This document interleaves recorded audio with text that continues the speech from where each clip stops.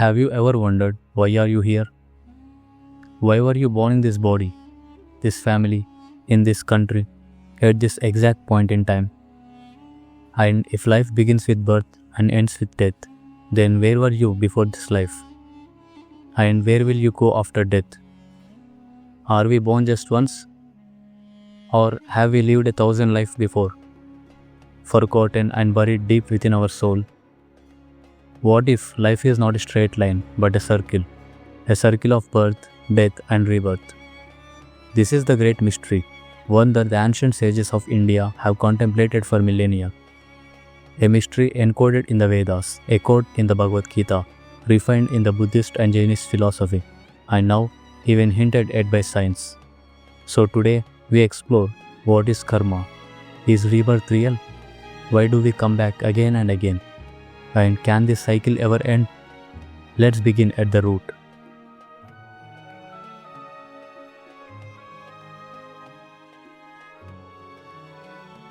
In Sanskrit, karma means action. But in Indian philosophy, karma is not just action. It is the law of cause and effect, the moral architecture of the universe. Every thought, word, and deed plants a seed in the invisible soil of the universe, and one day it bears fruits. As if so shall you reap. The Bhagavad Gita says, Karmanye vadikaraste ma phaleshu kadachana.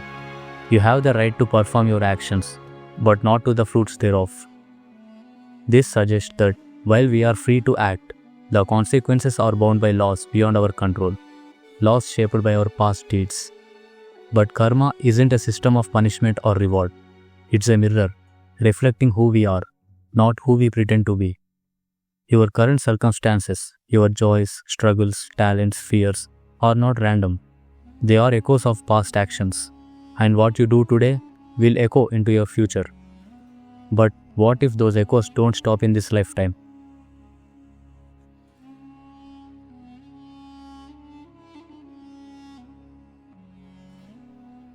Indian philosophy introduces us to a concept far more profound than heaven and hell, samsara, the endless cycle of birth, death and rebirth. You are not this body, you are not even this mind, you are a spark of consciousness, eternal, beyond decay, beyond death. The Bhagavad Gita says, just as a man sheds worn-out garments and wears new ones, so the soul discards old bodies and enters the new ones. We are born again and again, not by accident, but by the momentum of our past karma. The Vedas speak of the Atma, the eternal self, which migrates from one life to another, carrying the imprints of all previous actions, desires and tendencies, much like a river carries the memory of its origin. This is not a punishment, but a journey, a grand evolution of consciousness through countless experiences.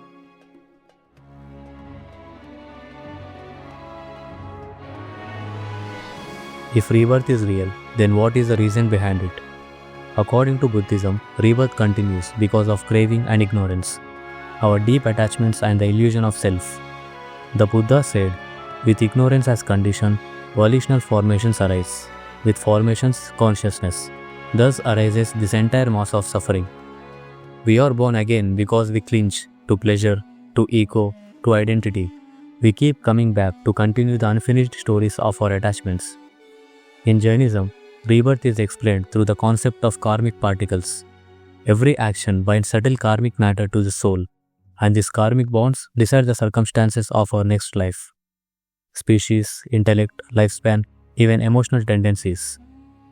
Jains believe liberation happens only when these karmic bonds are burnt through right conduct, non-violence and inner purity. So essentially, rebirth is not a gift nor a curse. It is a response to our own unfinished journey. A return to the stage until the play is complete.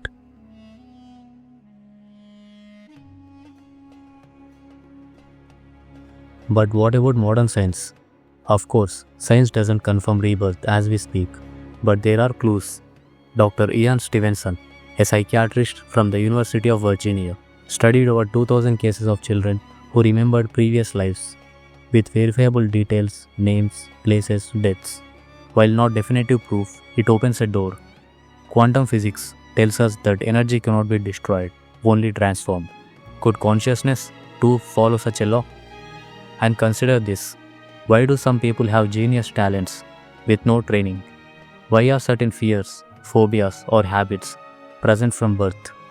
Perhaps they are not new. Perhaps they were carried across time, across lifetimes.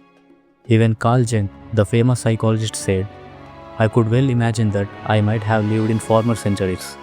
I feel as if I must have inherited a vast amount of knowledge from previous existences." Rebirth might not be a belief, it could be a memory we have simply forgotten.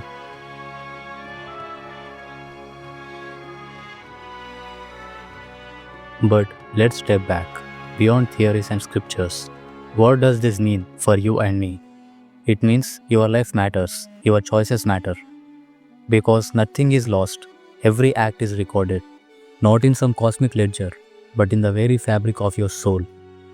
If you lie, cheat, harm, not only do you hurt others, you sculpt the shape of your own future.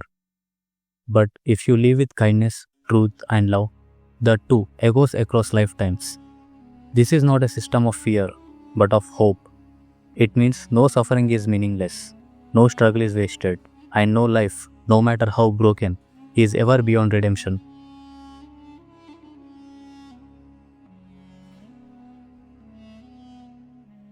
But the question remains, do we have to keep coming back forever? And the answer is no. The purpose of life is not to keep revolving in the cycle, but to rise above it. Moksha, Nirvana, Kaivalya, liberation. Different names for the same truth. Freedom from the cycle of karma and rebirth. How? By realizing that you are not the doer.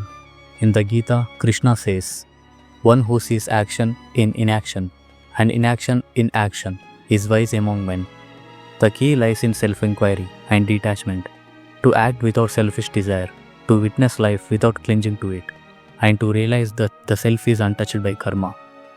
In Buddhism, liberation comes through the Eightfold Path: right view, right action, right mindfulness, and ultimately, the cessation of desire. In Jainism, it is the shedding of karmic particles through the austere living and non-violence. In Vedanta, it is the realization that the self is Brahman, pure, unborn, undying. All paths converge to one truth. When you awaken to who you are truly, you go beyond the need to be reborn.